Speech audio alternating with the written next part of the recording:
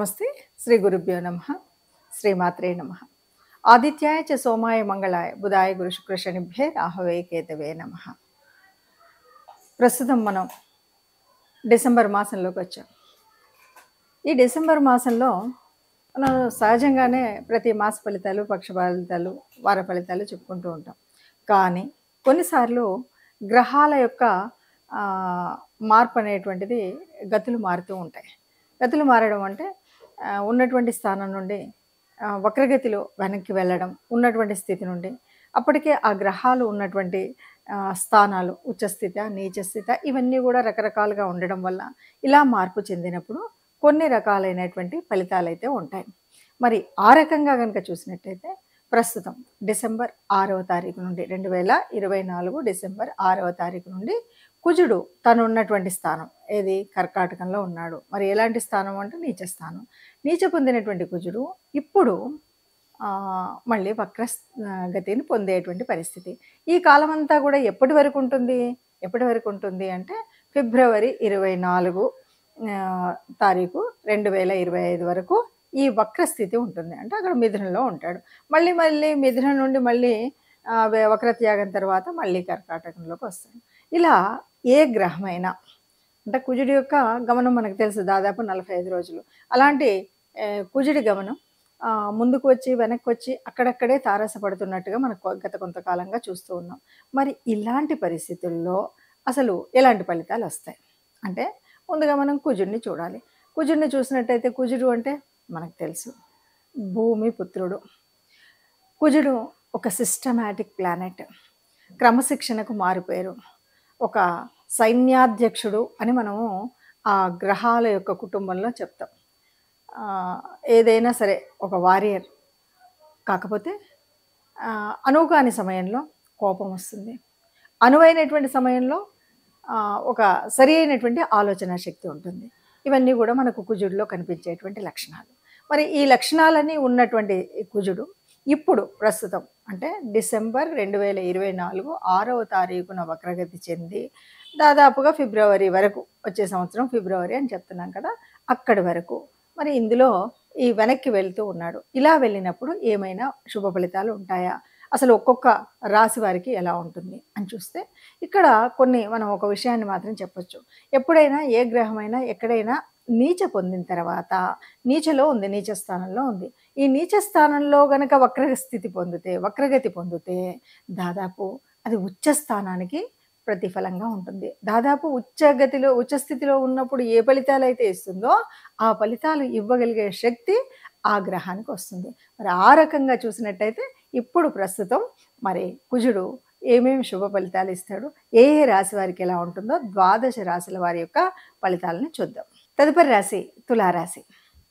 తులారాశి వారికి అంటే గ్రహస్థితులన్నీ ఎలా ఉన్నా అవన్నీ గురించి చెప్పుకోవట్లేదు. కేవలం మనం ప్రస్తుతం చెప్పుకునేటువంటి మాట ఏంటంటే ప్రస్తుతం డిసెంబర్ 6 నుండి మారేటువంటి కుజుడు ఎలా మారుతున్నాడు, వక్రగతిలో మళ్ళీ వెనక్కి పోతున్నాడు, ముందుకు వచ్చిన వాడు మళ్ళీ వెనక్కి వెళ్తున్నాడు. ఇలా వెళ్తూ ఉన్నప్పుడు జరిగేటువంటి కష్టం ఏంటి, నష్టం ఏంటి అంటే అసలు కుజుడికి శుక్రుడికి ఎలా చూసినప్పుడు కొద్దిగా సమన్వయం అయితే లేదు. ఇంకోటి ఈయన ఏ గ్రహానికి అంటే సప్తమాధిపతి ద్వితీయాధిపతి కుజుడు అవుతాడు. అంటే ఏమవుతాడు ఈ రాశికి, మారకాధిపతి అవుతాడు. మారకాధిపతి ఎప్పుడైనా మంచి చేస్తాడంటే చెయ్యడు. మరి చెయ్యకపోతే మా బతికేంటి, మా పరిస్థితి ఏంటి, ఈ 2 నెలలు మేము కష్టాలంటే అదేం లేదు.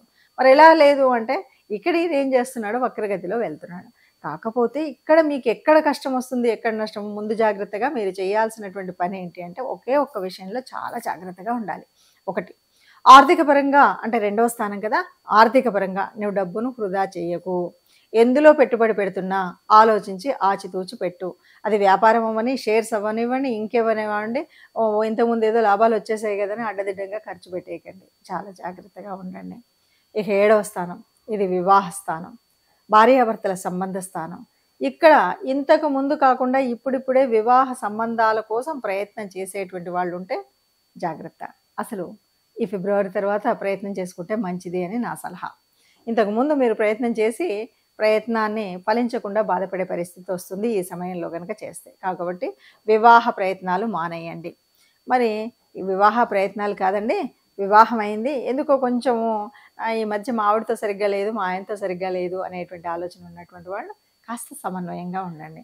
ఎందుకంటే ఉన్నటువంటి పరిస్థితి అలాంటిది కాబట్టి కొద్దిగా మాట్లాడేటప్పుడు భార్య అయినా తీసివేసినట్టు మాట్లాడడము, భర్త అయినా ఓవర్ కాన్ఫిడెన్స్‌తో భర్తతో మాట్లాడి ఆయన దగ్గర అదవ్వడము, లేకపోతే ఇద్దరి మధ్యలో ఉండేటువంటి సమన్వయ లోపం జరిగేటువంటి పరిస్థితి కాకుండా కొద్దిగా జాగ్రత్తగా ఉన్నట్టయితే మనం నోరు గురించి చెప్పేటప్పుడు చాలామంది చెప్తున్నారు, నోరు మంచిదైతే ఊరు మంచిది అంటాం. ఊరందరికీ మంచి కంటే ఇంట్లో ఉన్న భార్యాభర్తలు ఒకరికొకరు మంచి అయితే జీవితం సాఫీగా నడుస్తుంది కదా! అందుకని ఒకరికొకరు గౌరవం ఇచ్చుకుంటూ ముందుకు వెళ్ళినట్టయితే ఏ కష్టం లేకుండా హాయిగా ఉంటారని చెప్పొచ్చు. దాదాపుగా మనం చూస్తున్నటువంటి గ్రహ పరిస్థితి ఒక్కొక్క రాశికి ఒక్కొక్కలాగా ఉంటుంది అంటాం. అయితే ఇక్కడ ఒకటి విషయం మాత్రం తప్పనిసరిగా చెప్పుకోవాలి. ఏది ఏమైనా జన్మ జాతకంలో మరి ఈ గ్రహాలు యోగించేవా? యోగించనివా? ఇది మొదటి స్థానం. ఇందులో మరి ఏ గ్రహాలతో కలిసున్నాయి? ఏ స్థితి ఉంది? ఏ యుతి ఉంది? అంతేకాదు నడుస్తున్నటువంటి స్థితి ఏంటి? అంటే ఏ దశ నడుస్తుంది? ఏ మహర్దశ నడుస్తుంది? ఏ అంతర్దశ నడుస్తుంది? వీటన్నింటిని బట్టి ఫలితాలనేటువంటివి మాత్రం ఉంటాయి. మరి ఏది ఏమన్నా సరే కొన్ని రాశులకి చాలా మంచివి అని చెప్తాం, కొన్నిటికి కాదు అని చెప్తాం. ఎందుకు ఏమిటి అంటే ఇప్పుడు మనం చెప్పేటువంటి స్థితిలోనే కుజుడు అనగానే కుజుడు తన యొక్క జన్మరాశి ఏదేమన్నా మంచి చేస్తాడు. అంతేకాదు అంటే కుజుడికి జన్మరాశి మేషం అవుతుంది, అలాగే వృచ్చికం కూడా. అంతేకాదు మనం కుజుడిని ఓ మాట చెప్తూ ఉంటాం. ఎలా చెప్తామంటే కుజుడు అనేటువంటి వాడు సైన్యాధిపతి. సైన్యాధిపతి ఎప్పుడూ కూడా రాజుకు రాణికి మంచి చేస్తాడు తప్ప ఎక్కడా చెడు చేయడు. ఆ రకంగా కర్కాటక సింహరాశులకు ఓ మంచి చేసేటువంటి వాడు. ఇలా మనకు ఆయన యొక్క స్థితిని బట్టి ఉంటుంది కుజుడు. కుజుడుకి ఉచ్చస్థానం అంటే మకరంలో ఉచ్చ పొందుతాడు. అలాంటప్పుడు కూడా మంచి జరుగుతాయి. మరి ఇలా మంచి జరుగుతాయి కానీ అందరిది మరి మకర రాశి కాకపోవచ్చు కదా, అందరిది కర్కాటక రాశి కాకపోవచ్చు కదా. మరి ఇలా ఉన్నప్పుడు ఆ గ్రహం కూడా మరి జన్మజాతకంలో కూడా సరిగ్గా కుజ దశ నడుస్తుందా, లేకపోతే కుజ అంతర్దశ నడుస్తుందా, ఇవేం జరుగుతున్నాయి అన్నది అందరికీ చెప్పలేం కదా, ఒక్కొక్కరికి ఒక్కొక్కలాగా ఉంటుంది కదా. మరి ఇలాంటి పరిస్థితుల్లో ఏది ఏమైనా సరే ఈ మార్పు వల్ల, ఈ వక్రగతి వల్ల నా రాశికి మంచి జరగాలి అని ప్రతి ఒక్కరికి ఉంటుంది. నా రాశి వారికి నాకు మంచి జరగాలి. అలా జరగాలి అంటే ఎప్పుడైనా సరే ఎవరి అనుకూలత కావాలి? దైవానుకూలత కావాలి, గ్రహానుకూలత కావాలి. ఈ 2 కావాలి. మరి దైవానుకూలత కోసం మనం చేయవలసినటువంటి రెమెడీ ఏంటి? తప్పనిసరిగా ఎవరి ఇష్టదేవత లేదా కులదేవత వారు తప్పకుండా ఇలా ఎప్పుడు ఏ గ్రహమైనా సరే అనుకూలించినా అనుకూలించకపోయినా ఆ ఉన్నటువంటి పరిస్థితుల్లో మనకు సానుకూలంగా ఉండాలి అనుకున్నప్పుడు మాత్రం మర్చిపోకుండా మనం చేయాల్సినటువంటిది మన ఇష్టదేవత ఆరాధన, కులదేవత ఆరాధన అన్నది చేస్తూ ఉండాలి. దీన్ని బట్టి మనకేమర్థమైంది? ఈ ఆరాధన నిరంతరం ఉండాలి, మొట్టమొదటి పాయింట్.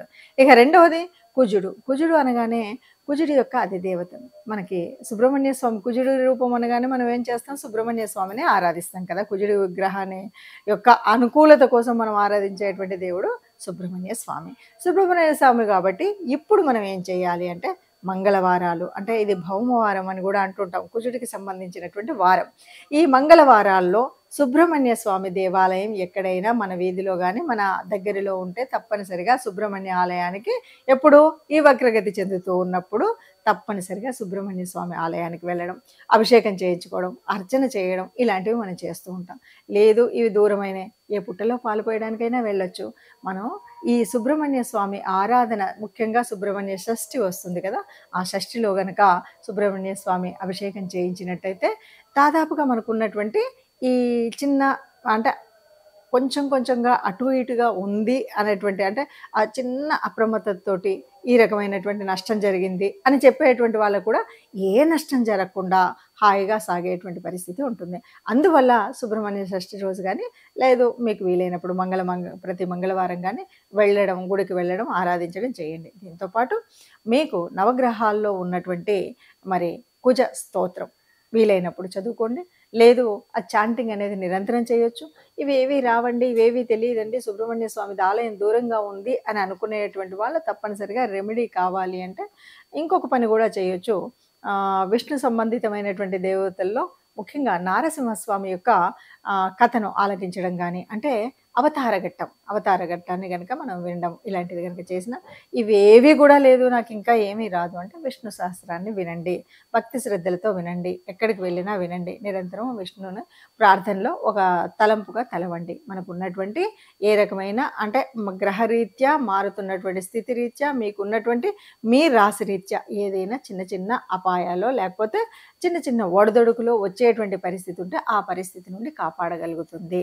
కాబట్టి వీలైనంత వరకు కూడా ఈ రెమెడీని చేయండి. అందరూ సుఖంగా ఉండాలి. అందులో మనం ఉండాలి. సర్వే జనా సుఖినో భవంతు.